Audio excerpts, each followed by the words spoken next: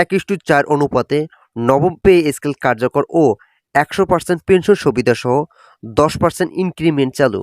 এই বিষয়ে বিস্তারিত আলোচনা করার শুরুতে এখন পর্যন্ত যারা আমাদের এই চ্যানেলটি সাবস্ক্রাইব করেনি তারা অবশ্যই আমাদের এই চ্যানেলটি সাবস্ক্রাইব করুন এবং ভিডিওটিতে একটি লাইক করে ভিডিওটি কন্টিনিউ করুন। অবশেষে সরকারি চাকরিজীবীদের জন্য আবারও নবম পে স্কেল বাস্তবায়নের চূড়ান্ত সিদ্ধান্ত গ্রহণ করলেন পে কমিশন। দীর্ঘদিন এই বিষয়গুলো নিয়ে সরকারি চাকরিজীবীদের মাঝে হতাশা তৈরি হলে তারা অন্তর্বর্তীকালীন সরকারের কাছে বেতন বৃদ্ধির দাবি জানায়, যার ফলস্বরূপ অন্তর্বর্তীকালীন সরকার নতুন একটি কমিটি গঠন করেন, যেখানে পে কমিশনের চেয়ারম্যান জাকির আহমেদ খানকে প্রদান করা হয়। তিনি ধাপে ধাপে কয়েকটি বৈঠক ইতিমধ্যে সম্পূর্ণ করেছেন।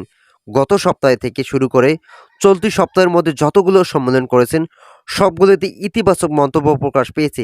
বাংলাদেশের প্রতিটি সেক্টরে সরকারি চাকরিজীবীদের জন্য একই যুগে এই সিদ্ধান্ত নেওয়ার ফলে খুবই গুরুত্বপূর্ণ অবস্থান তৈরি হচ্ছে।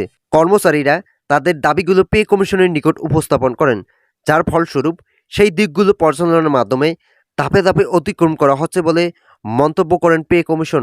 প্রধান উপদেষ্টা বলেন, সরকারি কর্মচারীদের বেতন সর্বনিম্ন ৮,২৫০ টাকা দেওয়া হয়, যা খুবই বেমানান এবং বৈষম্যমূলক সিদ্ধান্ত। তাই আমরা মনে করি ২০২৪ জুলাইয়ের পর থেকে এই বৈষম্য কোনোভাবেই গ্রহণযোগ্য নয়। যেভাবেই হোক এই বৈষম্য দূর করে সরকারি কর্মচারীদের বেতন বর্তমান সময়ের সাপেক্ষে বৃদ্ধি করা যৌক্তিক। ভিডিওটির এই মতো পর্যন্ত এসেও এখন পর্যন্ত যারা আমাদের এই চ্যানেলটি সাবস্ক্রাইব করেনি তারা অবশ্যই আমাদের চ্যানেলটি সাবস্ক্রাইব করে পাশে থাকা বেল আইকনটি অল করে দিন। কর্মচারীদের জন্য ইতিমধ্যেই অভ্যন্তরীণভাবে একটি বৈঠকের আয়োজন করা হয়েছে, যেখানে উপস্থিত অর্থ উপদেষ্টা ডক্টর সালাউদ্দিন আহমেদ, পরিকল্পনা উপদেষ্টা ওয়াহিদউদ্দিন মাহমুদ, পে কমিশনের চেয়ারম্যান জাকির আহমেদ খান, এছাড়াও প্রধান উপদেষ্টা সহ অর্থ সচিব ও অন্যান্য সংশ্লিষ্টরা বৈঠকে উপস্থিত ছিলেন। সেখানে বেতন বৃদ্ধি করার বিষয়গুলোকে সামনে রেখে একটি গঠনমূলক সিদ্ধান্তের পরিস্থিতি নিয়ে আলোচনা করা হয়। 14 লক্ষ কর্মকর্তা ও কর্মচারীদের বেতন কিভাবে বৃদ্ধি করলে অর্থনৈতিকভাবে স্বাবলম্বী হওয়া সহজ হবে এবং আর্থিক দিক থেকে খুব দ্রুত দেশকে উন্নয়ন করা যাবে, এই বিষয়গুলো নিয়ে আলোচনা করার মধ্যে ইতিবাচক মন্তব্য প্রকাশ করেন অর্থ উপদেষ্টা। তিনি বলেন, আমরা দেশের অর্থনৈতিক অবস্থানকে বিবেচনা করে একটি সিদ্ধান্ত গ্রহণ করেছি, যেখানে কর্মচারীদের সর্বনিম্ন বেতন 30,000 টাকার কাছাকাছি রাখা হবে।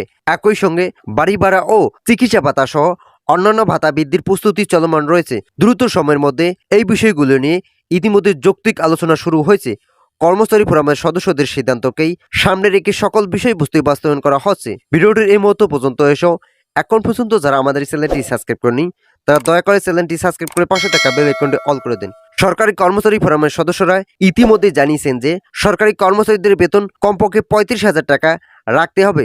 যদিও বাংলাদেশের অর্থনৈতিক অবস্থান বর্তমান সময়ে খুবই কম, তাই এই বিষয়টি নিয়ে এখন পর্যন্ত অর্থ মন্ত্রণালয়ের পক্ষ থেকে নতুন কোনো মন্তব্য প্রকাশ হয়নি। তবে বিভিন্ন সূত্র মতে জানা যাচ্ছে সর্বোচ্চ 1,40,000 টাকা পর্যন্ত রাখার সিদ্ধান্ত বাস্তবায়ন করা হতে পারে। অপরদিকে যারা কর্মচারী আছেন তাদের বেতন সর্বনিম্ন 30,000 টাকা রাখার প্রস্তুতি নিচ্ছে কর্তৃপক্ষ। কর্তৃপক্ষের এই সিদ্ধান্ত সরকারি চাকরিজীবীদের ভাগ্যের পরিবর্তন ঘটাবে বলে বিশ্লেষকরা মনে করেছেন।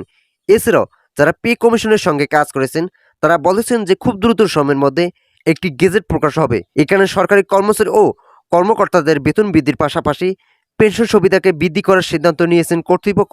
আশা করা যাচ্ছে নভেম্বরের প্রথম সপ্তাহে পে কমিশনের চূড়ান্তভাবে একটি বৈঠকের ডাক দিবেন। এরপরে অর্থ মন্ত্রণালয় ও প্রধান উপদেষ্টার নির্দেশে জরুরি ভিত্তিতে একটি গেজেট উপস্থাপন করবেন। তো আজকের এই ভিডিওটি এ পর্যন্ত। আশা করি ভিডিওটি থেকে অনেকে উপকার পেয়েছেন। যদি উপকার পেয়ে থাকেন তাহলে অবশ্যই আমাদের চ্যানেলটি সাবস্ক্রাইব করে পাশে থাকা বেল আইকনটি অল করে দিয়ে আমাদের সঙ্গেই থাকুন।